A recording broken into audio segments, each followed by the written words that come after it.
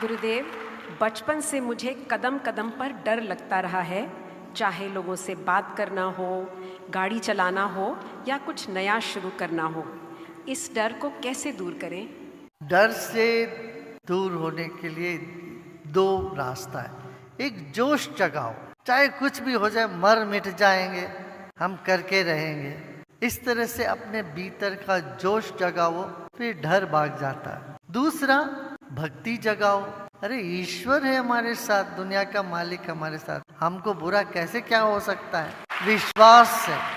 और इन दोनों के लिए उपयोगी ये होगा थोड़ा प्राणायाम करना, ध्यान करना। ध्यान और प्राणायाम उपयोगी होगी विश्वास, आत्मविश्वास जगाने के लिए, धैर्य जगाने के लिए और भक्ति को खिलने के लिए भी। गुरुदेव, बच्चों की परवरिश प्रेम, संवेदनशीलता और मुस्कान से करने के बाद भी यदि बच्चे न सुने तो क्या क्रोध करना चाहिए और अनुशासन लगाना चाहिए? जरूर करना चाहिए, मगर बहुत ज्यादा नहीं। इतना अधिक तुम खींचोगे अब बच्चे फिर रूठ जाते हैं, मुड़ जाते हैं, फिर हाथ नहीं लगते हैं। इसलिए जैसे घोड़े चलाते हैं ना, कभी लगाम खींच के कभी ढीला छोड़ना चाहिए। लगाम खींच के रखे रहो तो घोड़ा आगे नहीं जाएगा, और ढीला छोड़ देगा तो जहां मर्जी वहां चलता रहेगा।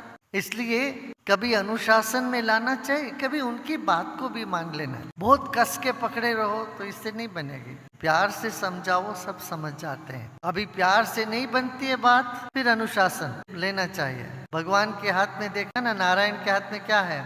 एक हाथ में कमल है। पहले फूल से समझाते हैं, नहीं समझते तो शंख बजा के समझते हैं, बोल के समझाते हैं, वो भी नहीं समझते फिर गदा उठा लेते। गुरुदेव, आप कहते हैं इस दुनिया में सबसे आसान काम है भगवान को पाना। फिर मीरा, यशोदा और सूरदास जैसे भक्तों को भगवान को पाने के लिए इतना तप क्यों करना पड़ा? कहाँ तप किया? मीरा जी क्या बोलती हैं? सहज मिले अविनाशी। कबीर क्या बोल, जप तप साधन कछु नहीं लागत, करचत नहीं गटरी, बजोरी भैया राम गोविंद हरि। वो बोलते सिर्फ बजो, सिर्फ स्मरण करो, मान लो, मान के चलो भगवान मेरे साथ हैं, है ना। मीरा ने कठोर तपस्या नहीं करी, मीरा ने प्रेम में डूबी। बाकी लोगों को लगा ये कठोर है, मीरा के लिए नहीं कठोर लगा। उनको लगा कि सहज मिले अविनाश, आराम से मिल गए, है ना। तो बस तुम अपनी इच्छाओं को एक तरफ रखो, मन शांत करो, तो भगवान मिलने में ज्यादा देरी नहीं है। गुरुदेव, ईर्ष्या से कैसे मुक्ति पाएं और जो हमारे पास है उससे संतुष्ट कैसे रहें? ईर्ष्या जब पकड़ती है आदमी को, खुद को जला देती है। उस वक्त देखो, जिनसे तुम ईर्ष्या करते हो वो भी मरघाट पहुंचने वाले हैं और तुम्हारा भी होने वाला है। ईर्ष्या करने के लिए क्या है यहाँ? जिनसे ईर्ष्या होती है उनसे भी बड़े लोग, कितने लोग जिए इस दुनिया में और नामो निशान नहीं, सब मिट गया। ये तो याद करके देखो, कैसे कैसे राजा महाराजा, कैसे कैसे रानी महारानियां थी, कितने धनवान थे। किससे ईर्ष्या होगी? धन से।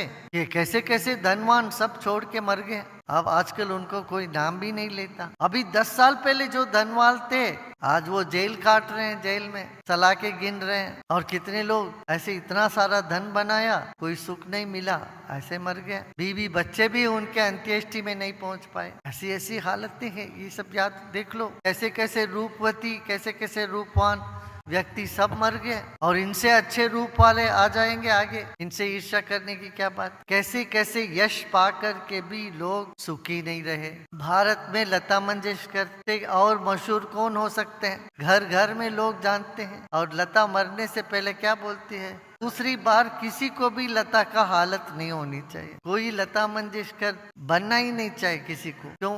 मैं जानती हूँ जो मैंने झेला जीवन में, कितना दुख झेला। जिससे सबको खुशी मिली, आनंद मिला, उनके खुद के जीवन में बहुत उन्होंने दुख पाया। तो देखो, तो बहुत ज्यादा यश पा करके भी क्या है, दुखी रहे। पद पाने से पहले लोग परेशान है, पद पाके परेशान है, पद से निकलने के बाद भी परेशान है। मैं जानता हूँ। इसलिए ईर्ष्या करने के लिए कुछ नहीं है भाई।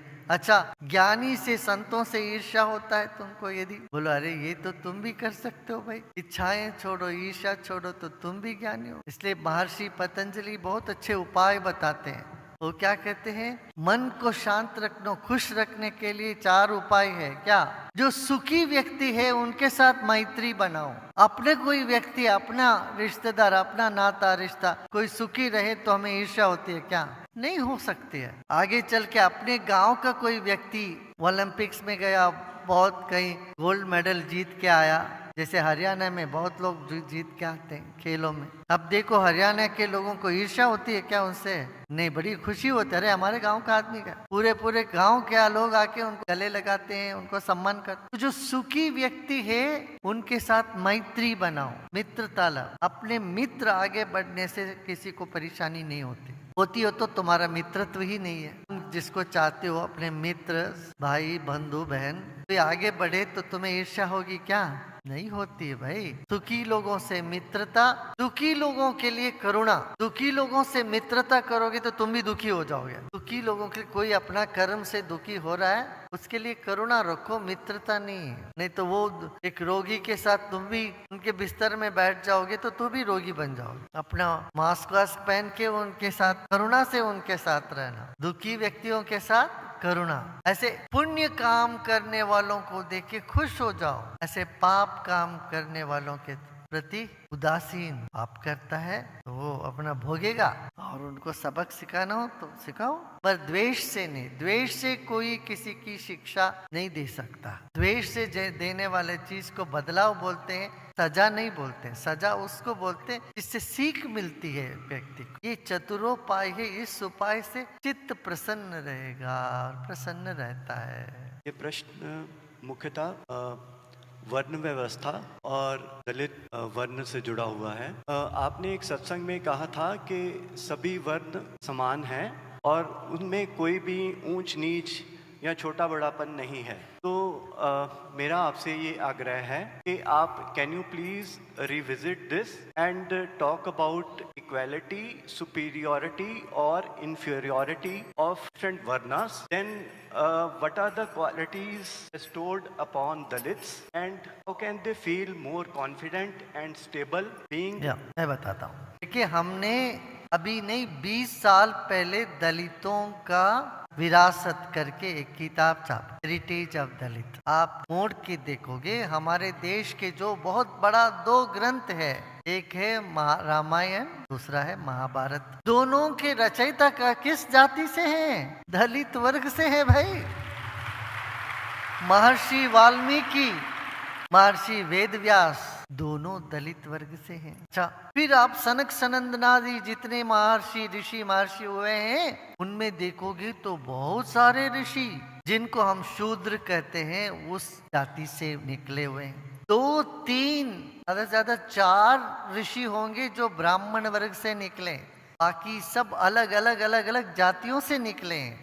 इसीलिए हमारे धर्म ग्रंथ है, इस सब के लिए है, सिर्फ ब्राह्मणों के लिए नहीं है। महर्षि दयानंद ने इसीलिए वेदों को बहुत इन्होंने कहा, ये खोला कि जिसको अस्पृश्य कह के दूर रखती थी समाज, उन्होंने महर्षि दयानंद ने उनको भी वेद पढ़ाया। वेद पर सबका अधिकार है, वेद में ही आता है, इमं वाचम कल्याणी ददामि जनेभ्यः, ब्रह्म क्षत्रिय वैश्य शूद्र सबके लिए मैं ये वाणी दे रहा हूँ। इस तरह से इसलिए ये जो वर्ण भेद है ये विराट पुरुष के विभिन्न अंग है।